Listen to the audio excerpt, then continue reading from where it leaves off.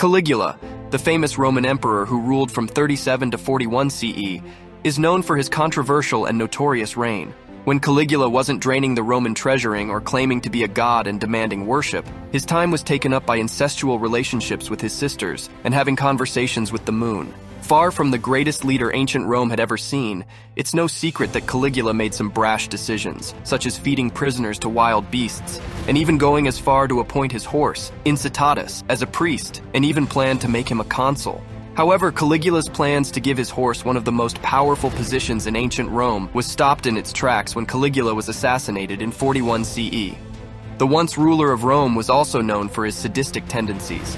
He enjoyed playing mind games with his subjects, frequently toying with their fears and anxieties. He would invite guests to banquets only to have them seated on a collapsing floor, causing panic and chaos. It's now a lot more understandable why he only lasted 4 years as Rome's emperor. Hatshepsut was one of the most remarkable ancient Egyptian pharaohs who ruled during the New Kingdom period, ruling for 20 years and often recognized as the first female pharaoh in history. During her reign, Hatshepsut oversaw a period of peace and prosperity in Egypt, focusing on trade expeditions and establishing strong commercial relationships with other nations. Other than her success in leading a country, many things make Hatshepsut an interesting ancient monarch, one of them being that she often presented herself as a man. In artworks and sculptures, she is represented in the traditional pharaoh headdress, kilt, and false beard, which is a symbol of kingship. Her breasts are reduced and de-emphasized, and her shoulders are broad and manly. Hatshepsut made this decision to legitimize her rule as the first female pharaoh of Egypt.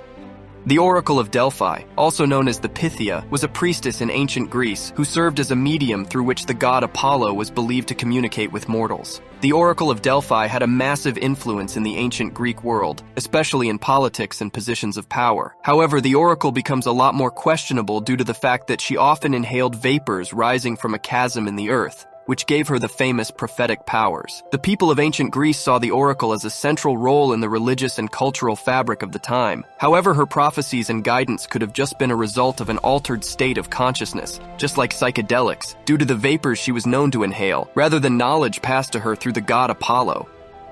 Diogenes of Sinope was an ancient Greek philosopher who is best known for his unconventional and ascetic lifestyle, as well as his distinctive philosophical views. Diogenes was notorious for his eccentric behavior and unorthodox practices.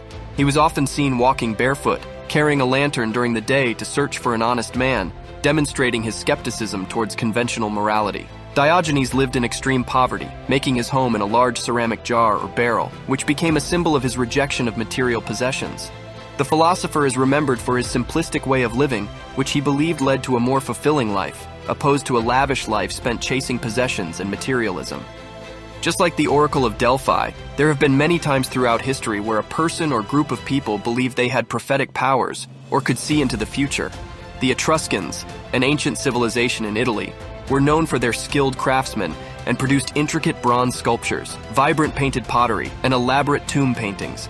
Their architectural style, characterized by monumental temples and tombs, also had a lasting impact. This ancient civilization had a unique system of divination called haruspicy, where priests would examine the entrails of sacrificed animals to predict the future. It's likely this procedure came from their complex religious system consisting of a pantheon of gods and a strong belief in the afterlife. When people hear the name Pompeii, they think of an ancient city that was destroyed by the eruption of Mount Vesuvius. But what is lesser known about the city is its extensive graffiti culture. Graffiti is seen as a modern way for people to rebel or express themselves. However, the walls of Pompeii were littered with political slogans, advertisements, and even personal messages, showing that the art form of graffiti, used in an effort to both rebel and as an art form, is a much older practice than most people realize.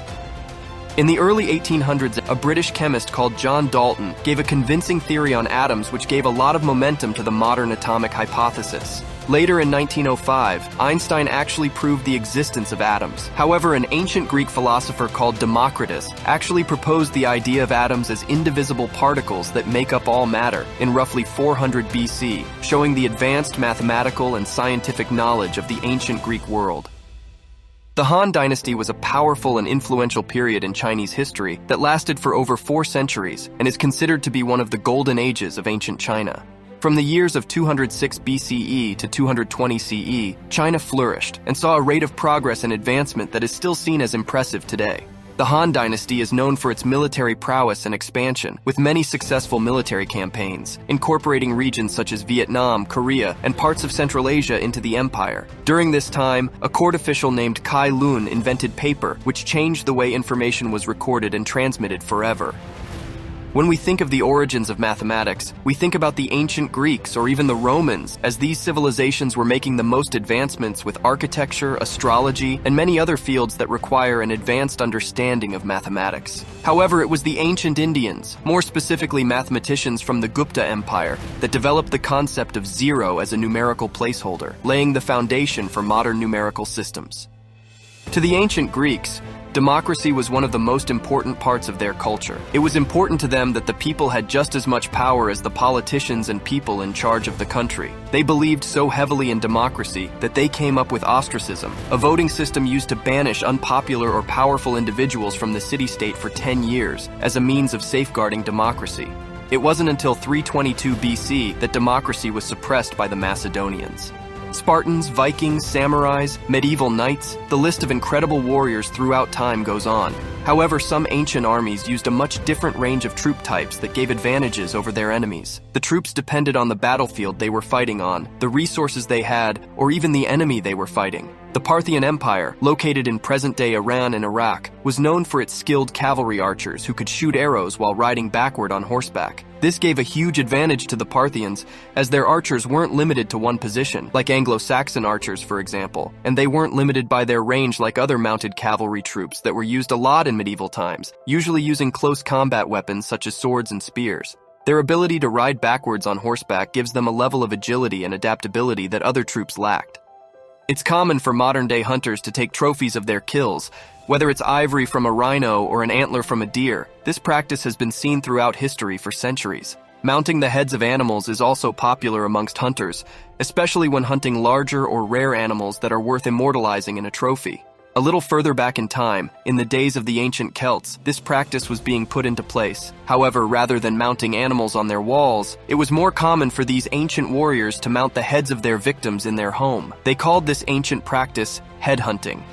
The ancient Sumerians were one of the earliest known civilizations in human history. They lived in the region of Sumer, located in what is present-day southern Iraq in the 4th millennium. The Sumerians made significant contributions to various aspects of civilization, including governance, literature, architecture, and science. The Sumerians developed one of the world's earliest forms of writing called cuneiform, which involved pressing wedge-shaped marks on clay tablets. This system of writing allowed for the recording of administrative, economic, and literary texts, which helped cultures track and share information, undoubtedly shaping the future and speeding up any progression and advancements of all cultures around the world at the time.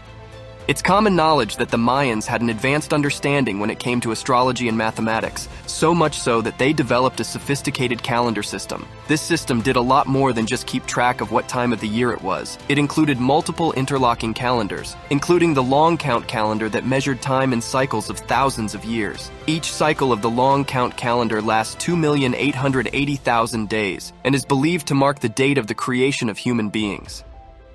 There are many mysteries from ancient history that are yet to be uncovered. Many of these lie within the ancient Minoan civilization, a Bronze Age culture that flourished on the island of Crete. They were an advanced collection of people with advanced knowledge of navigation, trade, architecture, and art. The Minoans worshipped a pantheon of gods, the majority of which were presented as women associated with fertility and nature. The most famous deity was depicted with snakes on her head and in her hands. An unexplained mystery the Minoans leave us is a system of writing they used called Linear A. Understanding this script would give us a lot more information about these ancient people, however it remains undeciphered to this day. Modern-day doctors and science in general comes from a long line of events and discoveries that happened in ancient times that changed the way we look at the field of medicine and how doctors conduct their services. The Hippocratic Oath is a well-known oath taken by doctors stating their obligations and proper conduct. However, it's lesser known that oath comes from the ancient Greek physician Hippocrates, often called the father of medicine. He believed in emphasizing the importance of observing patients' symptoms and applying logical reasoning in medical practice. His work was massively beneficial to medical science at the time, hence he was given the name the father of medicine. The Library of Alexandria was a renowned center of knowledge and scholarship in the ancient world. It was founded in the 3rd century BCE in Alexandria, Egypt, during the reign of Ptolemy the Soter, a successor of Alexander the Great. The library aimed to collect and preserve all known knowledge of the time. The most famous part was the Great Library, which housed an extensive collection of scrolls, manuscripts, and writings from diverse cultures and civilizations.